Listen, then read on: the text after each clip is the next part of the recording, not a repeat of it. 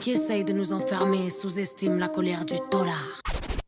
Je voulais les faire payer, ces bâtards qui nous ont piétinés. C'est toujours la même et à l'heure qu'il est. Ils prennent les familles pour des serpillères. Dedans c'est dur, et dehors c'est dur aussi, c'est sorti c'est sûr. Le SS et le Mirador veulent gâcher nos vies. Pour les grosses peines, les potes libérables et ceux qui portent le bracelet. Pour les Elvira qui passent le portique et ceux qui font tout rentrer.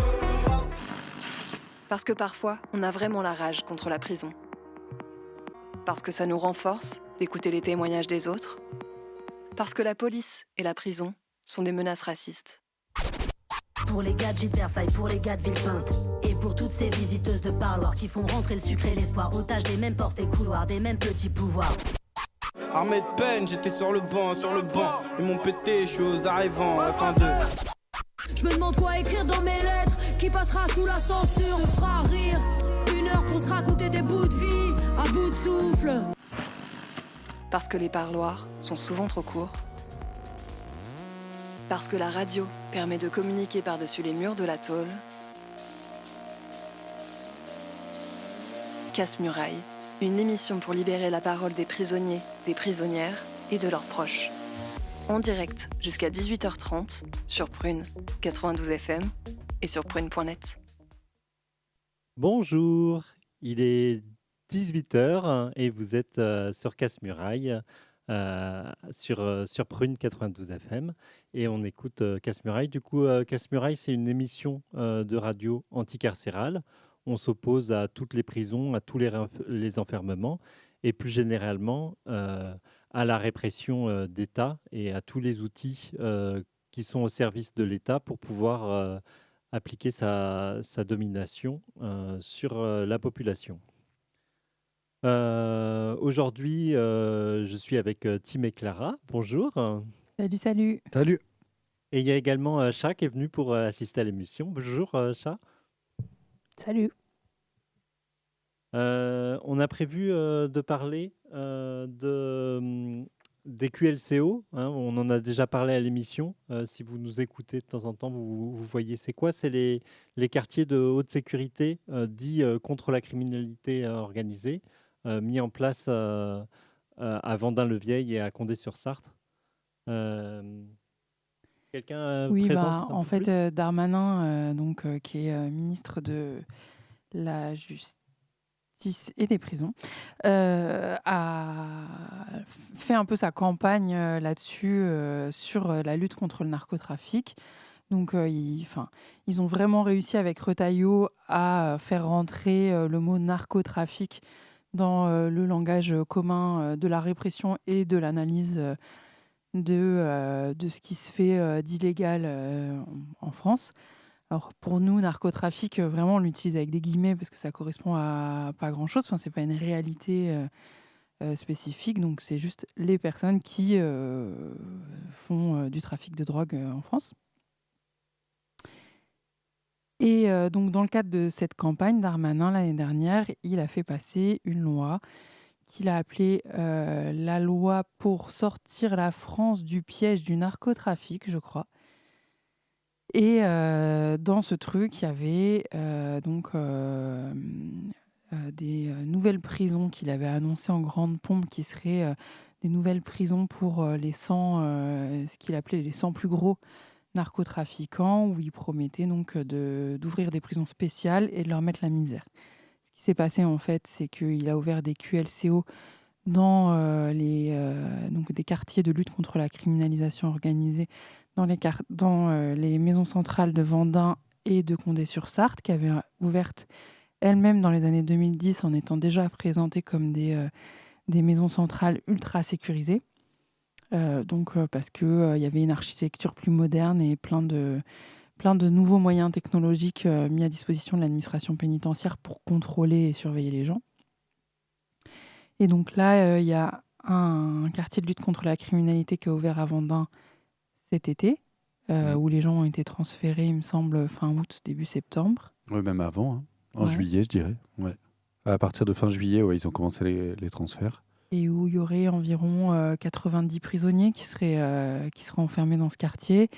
Et à Condé-sur-Sarthe, il y a eu une ouverture en novembre à cheval entre octobre et novembre, je dirais, dans ces eaux-là, et où il y a un peu moins d'une quarantaine de prisonniers. Donc, bien comme annoncé, il leur met la misère dans ces quartiers-là. Donc, il y a des conditions de détention qui sont légiférées dans la loi pour sortir la France du piège du narcotrafic. Donc, on avait déjà présenté en fait, dans l'émission, on en a déjà parlé plein de fois de ces conditions légales de détention avec une restriction sur les parloirs, les promenades, tout ça. Pas du VF. On ne va pas vous refaire la liste complète. Et après, du coup, il y a aussi le fait que ça ouvre la porte à plein de choses pour les matons, mais ça, ça va être un peu le but de l'émission de dénoncer tout ça. Carrément.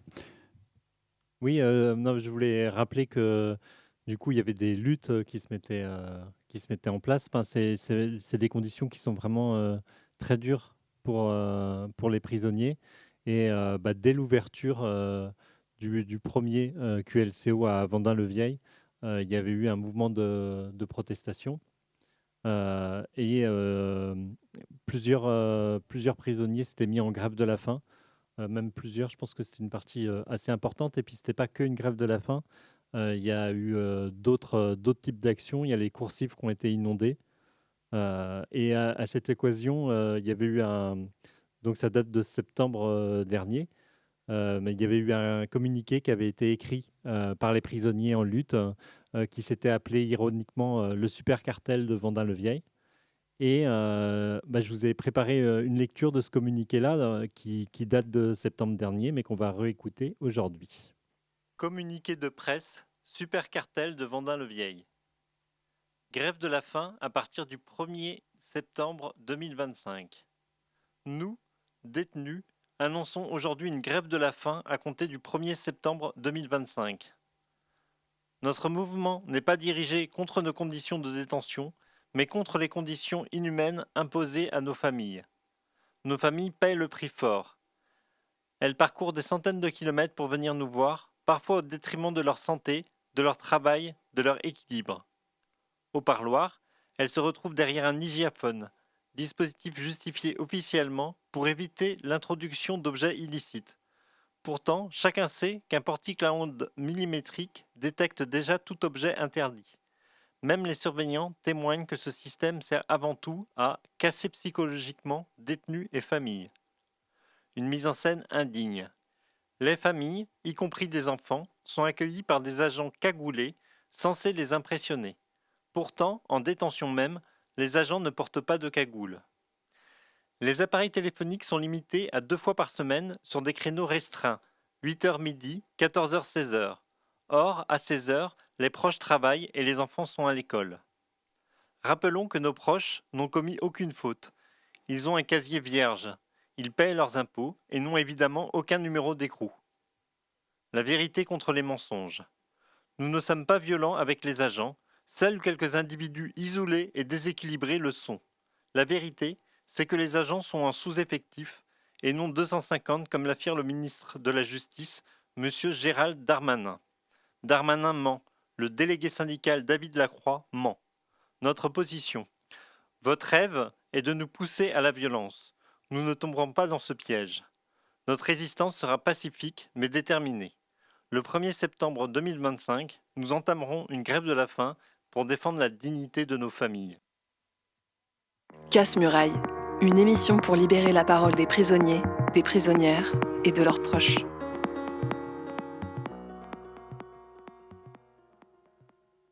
Voilà, donc c'était le communiqué du super cartel de Vendin-le-Vieil.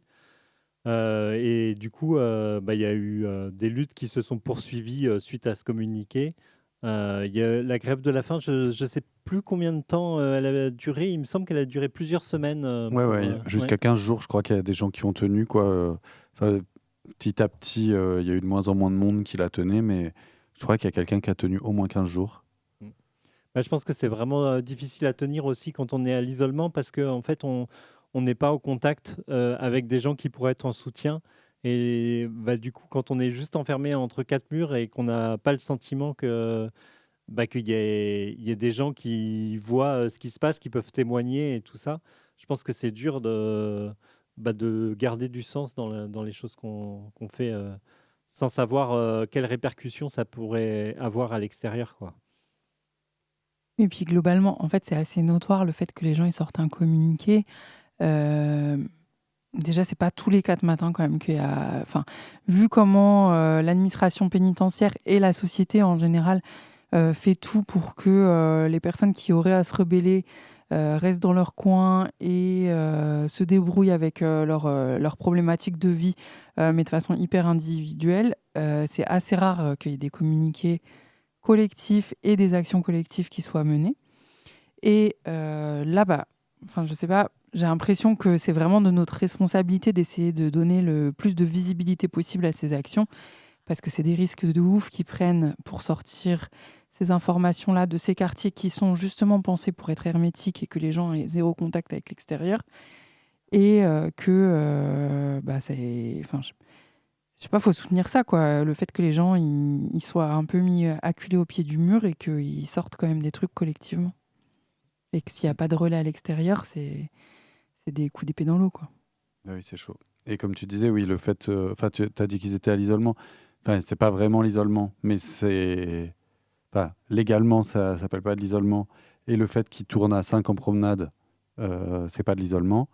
Mais en même temps, c'est vrai qu'ils sont dans ce huis clos où ils sont dans ce groupe de 5 à se voir que eux uniquement. Et du coup, comment faire pour tenir ?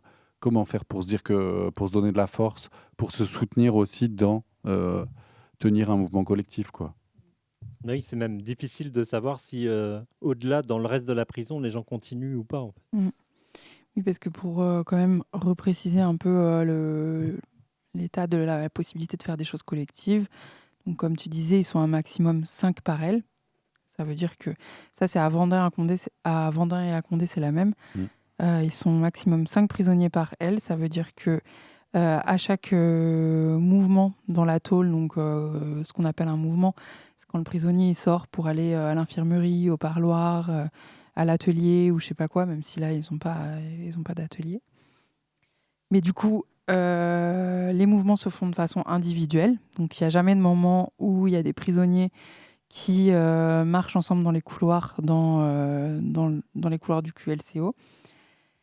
Le parloir, il est à Hygiaphone, donc il y a 0 contact physique possible avec des visiteurs ou des visiteuses de l'extérieur.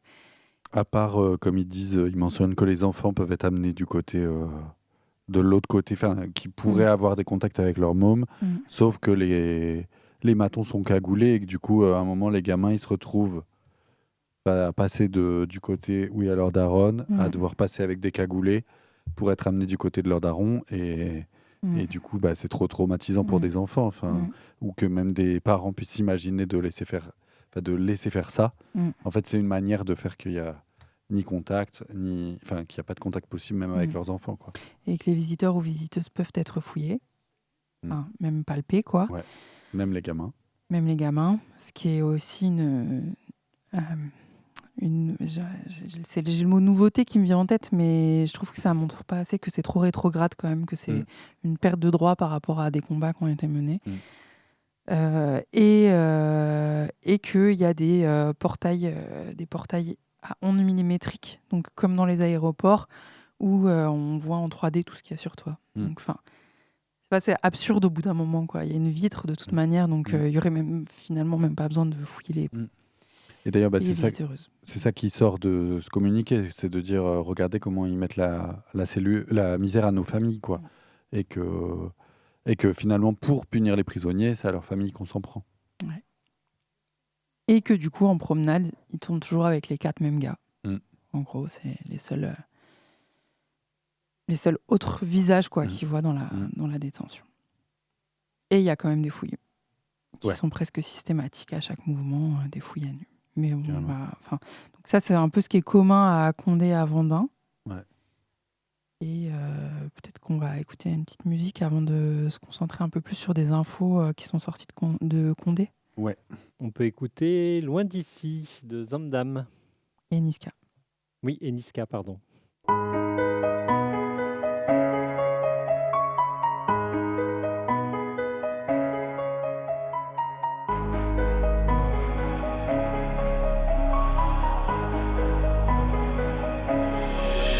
Je cherche des réponses, je les trouve dans des questions. Sur une feuille de béton, je tâche et je dessine. Moi j'ai grandi comme un enfant béni, à côté de ceux qui commettent les délits. Les voix dans ma tête sont pas angéliques, ils m'ont clésé de la foi et l'auréole.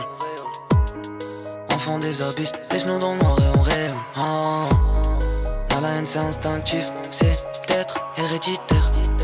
Si j'étais une machine, j'serais sûrement solitaire. C'est pas que j'aime pas les forces de l'ordre, j'ai du mal avec toute forme d'autorité. J'dois maquiller mon âme en bleu, accorder les sonorités. Des fois je ferme les yeux, je m'imagine loin d'ici. J'essaye d'oublier les homicides. Faudrait que j'emplisse ma tête de pensées positives. Faudrait que j'emplisse ma tête. Oh, oh, oh. C'est vrai qu'il y a trop de pièges, mais merliche, faut qu'on avance. Je sais que c'est mon faciès, je sais que c'est ça qui les dérange. Tu connais la chanson, c'est plus comme avant. De Panama à Marseille, ruelle infestée de délinquance. Déchaîner les enfers, libérer les frères. On est contraint de cramer nos gueules, mais demande pas si on en est fier. Je demande pardon à 2 doigts de glisser. Je dois faire crari mais je peux pas m'empêcher. Je suis un vrai charreau, la Russie en moi. Africain rebelle, j'ai de la Russie en moi. Va pas trop vite, c'est une course de fond. On voit jamais mais ils disent qu'ils font. Va pas trop fort dans les chicasses. Viens va derrière, je vais t'expliquer. On s'éteint, nos cœurs on saccage. Nos principes nous prennent en otage. Dans les ruelles insalubres, y'a les condés en slalom. Problème de riche et même plus où pisser. Car y'a beaucoup de WC dans le penthouse. Tellement de Cali, la voiture en pèse. Elle a un serpent tatoué sur les fesses. Sous siège côté passage, y'a de quoi les refroidir. Mais pas besoin d'être gainé. Elle pensait que j'étais misogyne. Je l'ai daté au café des femmes. Pebanks. Des fois je ferme les yeux, je m'imagine loin d'ici. J'essaye d'oublier les homicides. Faudrait que j'emplisse ma tête de pensées positives. Faudrait que j'emplisse ma tête. Oh, oh, oh. C'est vrai qu'il y a trop de pièges, mais merliche, faut qu'on avance. Je sais que c'est mon faciès, je sais que c'est ça qui les dérange. Tu connais la chanson, c'est plus comme avant. De Panama à Marseille, ruelle infestée de délinquance.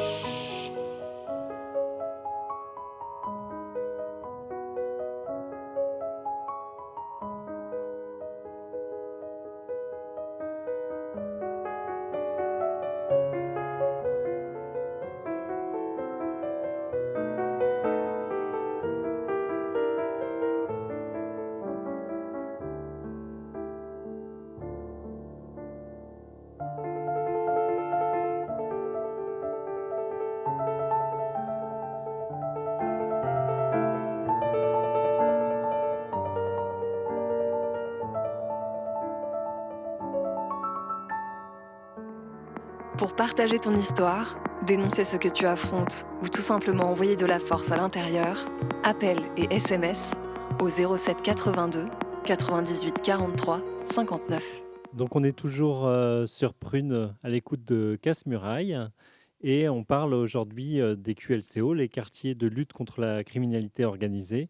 Donc c'est les prisons de très haute sécurité mises en place récemment, soi-disant pour les narcotrafiquants. Et du coup... Donc maintenant, on va écouter une lecture qui a été faite d'un communiqué qui est sorti de Condé-sur-Sarthe en ce début d'année 2026. À Gérald Darmanin. Je fais ce courrier de la part de tous les détenus du QLCO de Condé-sur-Sarthe. À partir de cet instant, c'est-à-dire le 5 janvier au soir, nous entamons des mouvements de protestation contre le QLCO qui instaure ses propres règles. À l'instar du QLCO de Vendin-le-Vieil, qui paraît beaucoup plus souple. 2 heures de promenade, lecteur DVD en cellule, pas de marquage au sol à suivre, une ligne par terre. Ici, à Condé, les requêtes ne sont pas prises en compte. Les détenus sont 23 heures sur 24 en cellule et pour la plupart, pour ne pas dire tous, n'ont rien à faire dans un QLCO. Le QLCO n'a aucune vocation, si ce n'est une vengeance personnelle sur les détenus. Nous regrettons l'opacité des procédures pour affecter les détenus. Si l'ensemble des dossiers étaient traités avec discernement, aucune des personnes détenues à l'instant n'aurait suffisamment de motivation pour y être affectée. Les QLCO ont été créés juste pour assouvir les ambitions politiques du ministre de la Justice. À part cela, cela ne sert à rien. Les agents sont des cagoulés, alors que j'étais incarcéré dans cette prison il y a 40 mois en arrière. Je les connais tous. C'est une mascarade. Pour finir, l'ensemble des détenus de Condé-sur-Sarthe, QLCO, est déterminé à protester. On attend des changements, ainsi que de pouvoir s'entretenir avec le chef d'établissement pour améliorer nos conditions de détention. Signé, l'association de bienfaiteurs de Condé-sur-Sarthe. Voilà, merci à l'association de bienfaiteurs d'avoir le courage en fait de faire sortir des trucs et de raconter ce qui se passe. C'est déjà bien hardcore ce qu'ils racontent. Mais c'est surtout des revendications en fait, plus un truc de dire nous on va pas accepter ça. Mais il y a aussi, on a entendu dans l'émission de radio anticarcérale de Paris de l'Envolée aussi d'autres informations qui sortaient de l'intérieur qui étaient bien hardcore. Peut-être qu'on va essayer de vous en faire la liste aussi pour qu'on prenne, que ce soit possible de prendre la mesure de la férocité de ce qui est en train d'être mis en place par Darmanin dans ces prisons-là. Oui, et du coup, le premier communiqué qu'on a lu, c'était par rapport à Vendin-le-Vieil, parce que c'est aussi le quartier qui a ouvert en premier. Et puis là, on est 6 mois plus tard, et en fait, il y a un mouvement qui se fait à Condé-sur-Sarthe, et qui dénonce aussi que sur certains aspects, il y a des choses qui sont encore pires à Condé, et aussi du coup l'arbitraire que c'est en fait un peu au bon vouloir de chaque administration pénitentiaire. C'est déjà des choses qui se passent dans les quartiers généraux, mais je pense que c'est encore plus accentué avec le QLCO. Sachant que dans le communiqué, il parlait de l'arbitraire des mesures de placement. Et je voulais juste préciser, j'avais oublié de le faire en début d'émission, que le placement en QLCO, il était de 1 an, renouvelable à l'infini. Voilà. Précision. Ouais, c'est long l'infini. Grave. Et du coup, dans les trucs qu'on a entendus dans l'envolée qui se passe au QLCO de Condé-sur-Sarthe, il y a notamment le fait que dans les cellules, donc c'est de l'encellulement individuel évidemment, il y a une ligne qui est dessinée à 2 mètres de la porte, et avant chaque ouverture de porte, les surveillants gueulent vers l'intérieur de se mettre sur la ligne. Et en gros, si tu te mets pas sur la ligne, ils ouvrent pas la porte, ou ils ouvrent la porte et ils rentrent et te défoncent. Je sais pas quelles sont leurs réactions. Mais du coup, il y a un truc de restriction du corps hyper fort de se mettre sur cette ligne. Et du coup, oui, tu dis que les infos viennent de l'émission de radio L'Envolée. L'émission de radio L'Envolée, c'est une émission qui aussi une autre émission anticarcérale qui passe toutes les semaines et qui est relayée localement dans plein de villes différentes. À Nantes, c'est rediffusé tous les lundis à midi à Jet FM. 91.2. 91.2. Dans d'autres trucs, je continue peut-être sur vraiment des trucs un peu de restrictions absurdes qui semblent être faites vraiment pour juste faire péter des câbles. Il y a les restrictions des cantines. Donc à Condé, c'est pas possible de cantiner un lecteur DVD. Mais aussi dans ce qui est raconté par des courriers ou quoi, c'est que pour cantiner un gel douche, il faut attendre d'avoir rendu son ancien gel douche vide. Ce qui veut dire que tu vides ton gel douche, t'en cantines un autre, et du coup, tu dois attendre 1 semaine pour pouvoir avoir un nouveau gel douche, parce qu'il n'y a pas le droit d'avoir deux bouteilles de gel douche en même temps. Voilà, bon, ça, c'est un peu des exemples, je pense, qui viennent démontrer l'absurde et les trucs qui sont faits pour insidieusement faire péter des câbles. Après, dans les témoignages du coup, qui sont relayés par l'Envolée de ce qui se passe dans le QLCO de Condé-sur-Sarthe, il y a des trucs vraiment de torture physique vraiment plus hardcore qu'on va vous raconter aussi. Ouais. C'est aussi, il y a des avocats aussi qui ont sorti un article dans le Figaro qui détaille un peu des trucs qui se passent là-bas. Et notamment, je crois, sur ces trucs sécuritaires.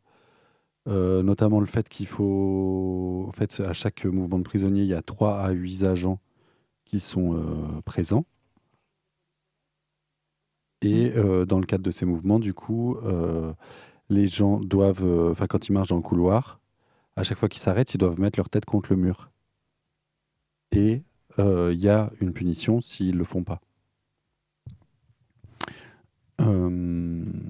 Et du coup, à chaque fois qu'il y a punition, la technique d'intervention des matons, c'est de se jeter sur les gens, de mettre les doigts dans la bouche, les doigts dans les yeux, tirer sur les parties génitales et de mettre les gens au sol en tordant les bras et les jambes et les genoux. Enfin voilà, de plier les gens, quoi. Et les asphyxier avec leurs genoux.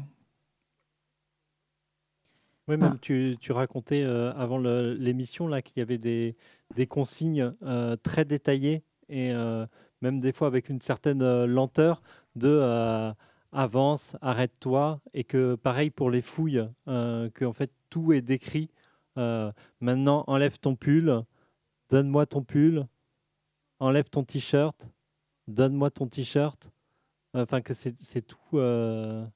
C'est tout comme ça où en fait ça laisse aucune marge de manœuvre pour je sais pas, pour avoir ses propres gestes en fait. On devient juste une machine qui doit obéir à des instructions très simples et très détaillées, quoi. Oui, c'est ça, dans une plainte qui est déposée donc, par un avocat qui raconte ça dans le journal. Donc l'avocat il dépose plainte pour violence par personne dépositaire de l'autorité publique sur son client. Enfin, c'est le client qui dépose plainte d'ailleurs. Et l'avocat il raconte que dans la plainte, donc l'histoire c'est que la personne là qui est au QLCO, elle se fait réveiller donc comme tous les prisonniers du QLCO par la lumière dans la gueule toutes les 2 heures. Qu'au bout d'un moment il finit par serrer, normal. Enfin, on serrait tous. Et donc il manifeste son mécontentement. Étant donné qu'aucune manifestation de quoi que ce soit n'est acceptée dans le QLCO, il se retrouve en commission de discipline. Et donc, avant d'aller au prétoire, les surveillants décident de lui faire une fouille à nu avant sa commission de discipline. Et donc, cette fouille à nu, elle est hyper ritualisée et hyper longue, comme tu étais en train de la décrire, Gaëlle. Et comme c'est le système dans ce quartier, si tu l'ouvres, encore une fois, tu te fais défoncer, c'est ce qui s'est passé. Et les surveillants ont même profité du fait qu'il soit nu suite à cette fouille à nu pour le frapper dans ses parties intimes. Et donc c'est ça le dépôt de plainte. Mais donc ça c'est une histoire d'une personne, mais en fait vu tous les témoignages et comment toutes les choses ont l'air ritualisées et ce truc de mettre sa tête contre le mur à chaque déplacement alors que tu es tout seul avec 3 ou 8 matons cagoulés autour de toi dès qu'il y a un arrêt et tout. Enfin, ça vient montrer quand même qu'il y a une façon de systématiser une domination physique qui est hyper vénère. Et du coup, cette plainte, on imagine c'est un prisonnier qui la pose pour une histoire, mais que c'est tout un système, quoi. Comme ça, de le décrire, d'en parler, d'essayer de s'imaginer, ça donne vraiment l'impression d'un système de torture généralisé et de soumission et de faire en sorte que les gens puissent plus lever ou ni bouger une oreille, quoi. Dans ce cadre, d'ailleurs, les prisonniers n'ont pas le droit de parler aux matons, aux surveillants qui les accompagnent, quoi. Et par rapport au truc de se faire réveiller la nuit, il y a en plus tout un truc lié au jour et à la nuit où c'est pas... Enfin, il n'y a pas de... Comment dire ? Il n'y a pas de truc qui se passe à heure fixe. Il n'y a pas de rythme. Et pendant la journée, il y a très très peu de lumière en cellule, puisque aux fenêtres, il y a la fenêtre, des barreaux comme d'habitude, des caillebotis comme de plus en plus de tôles, et en plus une grille resserrée qui empêche tous les yo-yo, mais qui fait que on voit pas dehors et il y a très peu de lumière qui passe. Et le pendant de ça, c'est que la nuit, au contraire, il y a une lumière qui est allumée en permanence. Et toutes les 2 heures, une lumière très forte. Enfin, la lumière est augmentée à fond et les gens doivent prouver qu'ils sont encore vivants et du coup bouger avec les matons qui sont derrière l'œilleton. Du coup, ce qui fait que les gens ont quand même des nuits entrecoupées toutes les 2 heures. Et pour finir ce tableau de l'horreur qu'est le QLCO, il a aussi été rapporté qu'au mitard, il y a des surveillants qui, le matin, vont réveiller les prisonniers de Smithard en gueulant « C'est nous les nazis, ici c'est le Troisième Reich ». On l'avait compris de toute manière, mais le fait qu'ils l'assument, c'est encore plus flippant, je trouve. Ça montre bien l'ambiance. Voilà, on se rend compte, on est désolé que c'est quand même bien badant tout ce qu'on raconte, comme d'habitude, puisque de toute manière, la prison, c'est badant. Mais si on vous le raconte, c'est pas juste pour faire déprimer tout le monde, c'est surtout pour parce que nous, ça nous inquiète de ouf, qu'on a l'impression que c'est aussi un truc qui va se généraliser, puisque Darmanin, il a déjà annoncé l'ouverture de 4 autres QLCO à Réau, Valence, Luynes et Saint-Laurent-du-Maroni.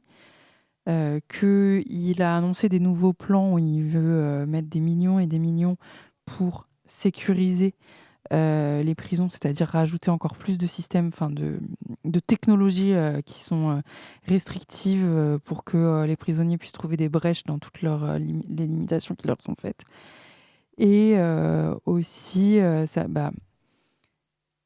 donne l'impression que du coup, ces conditions de vie qu'ils imposent aux prisonniers dans les QLCO, c'est aussi en fait, si on accepte ça à ces endroits-là pour les QLCO, petit à petit, la crainte, c'est que ça vienne les banaliser et que ça se généralise. Voilà, donc on trouve ça très inquiétant et j'ai l'impression que ça serait intéressant qu'on soit nombreux à se mettre en lutte contre les prisons, évidemment, mais en particulier contre ces nouveaux quartiers hyper répressifs. Mais comme tu dis, contre les prisons en général, puisque, moi, c'est ça que ça me rappelle, c'est que plutôt là, la prison, nous, on milite contre les prisons et pour l'abolition des prisons et vivre dans un monde sans prison. Et là, ce qu'on constate en face de nous, c'est que la prison se renforce, que ça devient de plus en plus coercitif, que ça devient de plus en plus trash. On sait que là aussi, cette création des QLCO, c'est une manière de revenir sur tous les acquis que les prisonniers avaient obtenus grâce à des luttes pendant les années 70, puis dans les années 90, et puis jusqu'à récemment. Par exemple, les UVF, c'était quand même des grosses revendications qui avaient abouti dans les années 2000-2010. Et finalement, là, création de ces nouveaux quartiers, suppression des UVF, plus possibilité d'avoir des parloirs longs avec les familles, tout en déportant les gens super loin de chez eux. Puisque là, les QLCO, ils sont que dans le nord de la France, et qu'il y a notamment des gens du sud de la France qui sont enfermés là-bas. Du coup, ça veut dire quoi ? Ça veut dire que les gens, ils traversent la France pour 1 heure de parloir et qu'ils ne peuvent pas obtenir plus. Voilà, et en mettant la misère aux familles et tout. Donc, c'est vraiment une volonté d'isoler les gens et tout. Mais du coup, je suis en train de repartir dans l'émission, là. Je vais faire pareil. Non, puis j'ai l'impression qu'en utilisant ce terme de narcotrafiquant, c'est aussi venir créer une figure de nouveau monstre, comme c'était le cas pour les terroristes, où on peut mettre plein de mesures exceptionnelles sur eux parce que c'est des méchants et du coup tout le monde s'en fout de ce qui leur arrive. Et là, j'ai l'impression que c'est ce qui marche aussi. Et d'ailleurs, c'est pas que un quartier d'emprisonnement pour peine punitive. Il y a des gens qui sont en préventive. Et moi, j'ai l'impression qu'avant, ça choquait qu'on puisse être en préventive sans avoir été jugé et donc déclaré coupable des faits pour lesquels on était censé être puni. Et là, non seulement ça choque pas quand c'est des gens qui sont étiquetés narcos, que les gens y soient en prison alors qu'ils ne sont pas jugés, mais en plus, ça choque pas qu'ils soient dans des quartiers de torture alors qu'ils ne sont pas jugés. J'ai peur que ce soit un peu innocentiste comme discours, mais j'ai l'impression que ça montre aussi où les endroits ils se décalent de ce qui choque les gens et que du coup, ce que les pouvoirs arrivent à faire passer ou pas. Et je sais pas, je trouve ça alertant. C'est vrai. Et du coup, on a besoin, en fait, c'est ça, c'est que pour lutter contre les prisons et pour montrer l'ignominie de ce système, tout ce qui se passe à l'intérieur et tout, on a besoin d'être contacté. Il se trouve qu'on a des contacts. On peut être appelé au 07 82 98 43 59. Voilà, ça toute la semaine, vous pouvez nous joindre, on rappelle et tout. Et ça peut être l'occasion de prendre encart s'il y a envie de témoigner dans une émission ou quoi. On peut aussi recevoir des dédicaces s'il y a envie de passer un message ou de dédicacer un morceau de musique à quelqu'un qui est enfermé. Voilà. Et sinon, pour les gens enfermés qui nous écouteraient, qui auraient envie de réagir, qui auraient envie de témoigner de la prison, qui auraient envie de raconter, enfin en fait de venir appuyer ce que nous on dit, parce qu'en fait si nous on le dit c'est une chose, mais si c'est des gens qui sont enfermés qui témoignent de ça, ça a un autre poids en fait. Enfin, et nous on est là pour mettre ça en valeur, mais voilà. Et du coup c'est possible de nous écrire à Casse-Muraille chez B17, 17 rue Paul Bellamy, 44 000 Nantes. Merci beaucoup. On arrive au bout de l'émission. Donc cette émission, on l'avait enregistrée à l'avance, mais on se retrouve la semaine prochaine pour une émission en direct. Bon courage, bonne fin de semaine. Ouais, de la force. Au revoir. Casse-Muraille, une émission pour libérer la parole des prisonniers, des prisonnières et de leurs proches.